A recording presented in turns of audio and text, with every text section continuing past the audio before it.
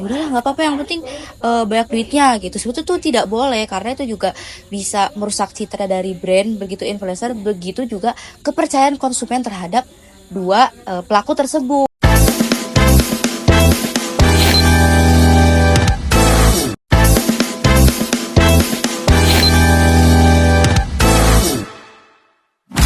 Halo teman-teman, selamat malam. Kembali dengan kami di Ruang Maya, tempat berbicara tentang dunia maya. Untuk episode kali ini, kami akan membicarakan, kita akan membicarakan tentang dunia digital. Kita berbicara santai saja, namun agak sedikit serius nih, karena emang ini sudah berkaitan dengan dunia kita, dekat banget dengan keseharian kita. Nah, apalagi informasi sekarang ini benar-benar kita bisa dapatkan tidak hanya di media besar, namun di ada influencer, ada YouTube, dan sosial media lainnya. Nah, saat ini kami sudah ditemani nih. Aku udah ditemanin sama influencer kita. Siapa? Halo, nama aku Naurah Deloni.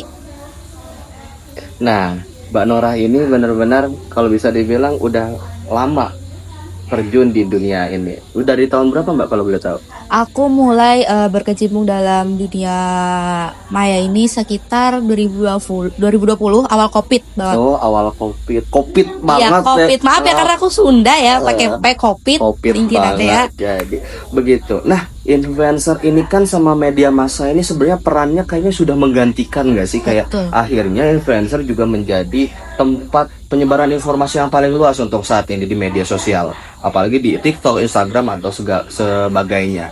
Itu kalau kenapa bisa hampir sama perannya, tapi apa yang buat beda kalau dalam influencer itu? Oh, bedanya ini tuh kalau influencer itu tuh tidak ada editor berkelasnya lah, editornya. Iya. Gitu. Iya. Oh, Editornya, terus juga tidak ada gatekeepingnya juga. oh, berarti kayak di influencer itu tidak ada redaksi. Oh, redaksi juga ya, Iya, tidak redaksi, ada redaksi. gatekeeping, terus tidak ada editor yang khusus. Jadi emang Bener semuanya banget. sendiri saja. Iya, sendiri, Apakah mandiri. itu akhirnya banyak mungkin dari Mbak sendiri atau dari teman-teman yang lain influencer lain itu buat akhirnya beberapa etik itu akhirnya tidak terlalu dicamkan sama mereka gitu. Jadi etik-etik ini kadang tertinggal karena tidak ada aturan khusus ke influencer ini. Untuk itu tuh bisa jadi ya, emang apa ya, agak sebetulnya dari influencer itu tuh kadang itu brief dari, misalkan nih, dari suatu brand ini tuh brief dari brand buat ke kitanya itu tuh ada yang dimana tuh bisa sesuai apa yang kita mau, mengendorsementnya atau sesuai dengan briefnya juga. Jadi ada beberapa brand yang seperti itu. Untuk aturan-aturannya itu tuh suatu 50-50 ya, ada yang bebas, ada yang tidak juga. Oh, begitu. Jadi kebanyakan akhirnya karena dia akhirnya influencer ini berdiri sendiri, banyak akhirnya kode etik mungkin ya, etik yang mungkin ditinggalkan. Padahal itu sangat krusial mungkin dalam untuk penyebaran media, entah dari nanti endorsementnya atau mungkin ada buzzer pemerintah. Oh enggak canda. Maksudnya Bisa mungkin sih, itu ya, bisa tapi aja. lebih mungkin endorsementnya aja Ya, dulu ya, endorsementnya dulu. Cuman kalau di endorsement ini ya, kita ngomong-ngomong endorsement, apakah banyak endorsement ini mungkin bisa dibilang melanggar etika dalam biasanya penyusunan konten atau dalam nanti diaplikasikan ke teman-teman, aplikasikan ke masyarakat itu?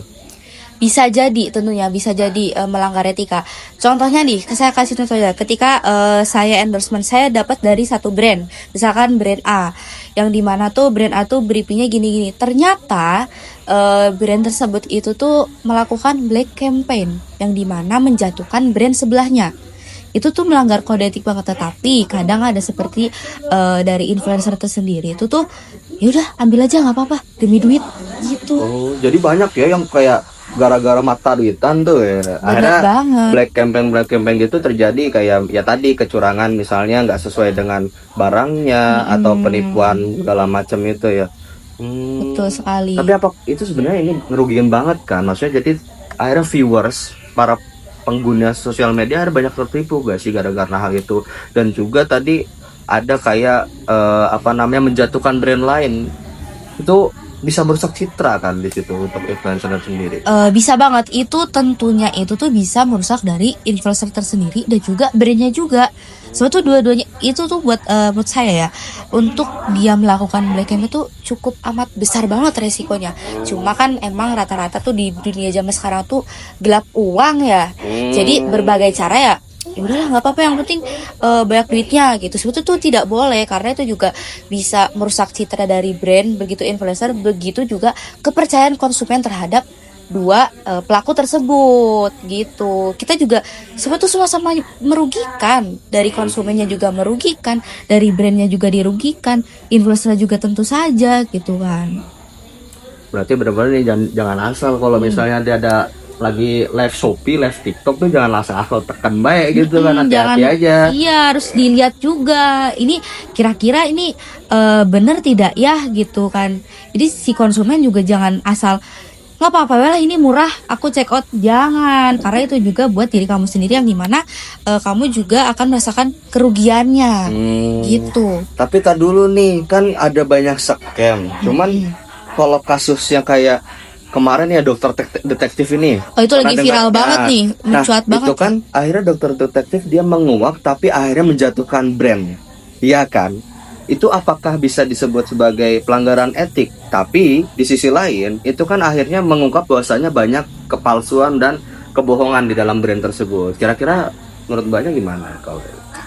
Untuk kasus dokter detektif ini, untuk kasus itu tuh amat sangat apa ya namanya tuh, menyelamatkan konsumen juga dari berbagai macam produk-produk kosmetik dan juga dan lain sebagainya, yang ternyata tuh di dalamnya tuh gak kebohongan. Tetapi juga dokter detektif mungkin dia juga gelap mata kali ya, karena kan dia kayak iya aku udah dipercaya nih sama masyarakat gitu kan.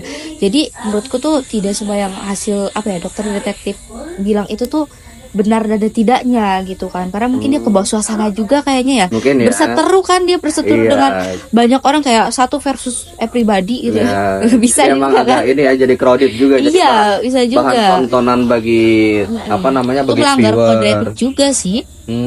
Kayak gitu ya. Jadi hati-hati teman-teman. Mungkin emang ada kebaikan di situ, cuman kita cari sisi baiknya bahwasanya emang nggak semua brand dan produk itu benar-benar apa ya, dia mengaplikasikan bahwasanya di iklan itu mereka bagus, ternyata tidak gitu. Seperti itu. Nah, karena sebenarnya kita nggak punya waktu banyak untuk membahas ini, namun kita bisa bahas lagi di episode selanjutnya. Terima kasih telah menonton kami, dan kita jumpa di episode selanjutnya. Bye. Dadah.